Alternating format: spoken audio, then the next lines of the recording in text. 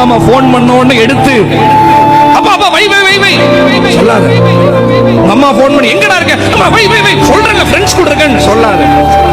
கனப்படுத்து.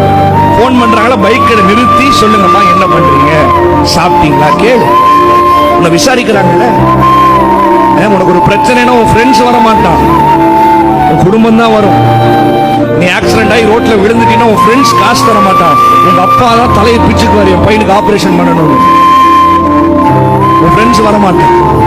Phone பண்ண வை வை வை வைப்பா எடுக்காம மிஸ்டு கால். உங்க அப்பா அம்மா கூட மிஸ்டு கால் உன் ஹிஸ்டரியில் இருக்கக்கூடாது. ஒரு போன் பண்ணா நிறுத்தி அடுத்த செகண்ட் அடிச்சு கேளு. ஏன்னா ஒரு நாள் வரும் உங்க அப்பா அம்மா போன் நம்பர் இருக்கும், ஆனா உன்னை விசாரிக்க உங்க அப்பா அம்மா இருக்க மாட்டாங்க. அடக்கம் பண்ணிட்டு வந்ததுக்கு அப்புறம் வீட்டுக்குள்ள உங்க அப்பா உட்கார்ந்த சேர பார்ப்பேன், உங்க அம்மா இருந்த கிச்சனை பார்ப்பேன், அவங்க இருக்க மாட்டாங்க. சாப்பிட்டியான்னு உண்மையா கேட்கறதுக்கு ஒரு மனசு இருக்காது. இருக்கும் பொழுதே அவங்கள ரெஸ்பெக்ட் பண்ணு. கற்பனையிலே மேலான கற்பனை உன் தகப்பனையும் தாயையும் கனம் பண்ணு.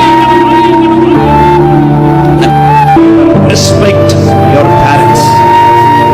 தகப்பனையும் தாயையும் கல்யாணம் ஆனாலும் சரி ஆகாட்டியும் சரி, கல்யாணம் ஆகி நீ அம்மா வீட்டுக்கு போயிருந்தாலும் சரி, இல்ல கூட்டு குடும்பமா இருந்தாலும் சரி, தகப்பனையும் தாயும் கனம் பண்ணு.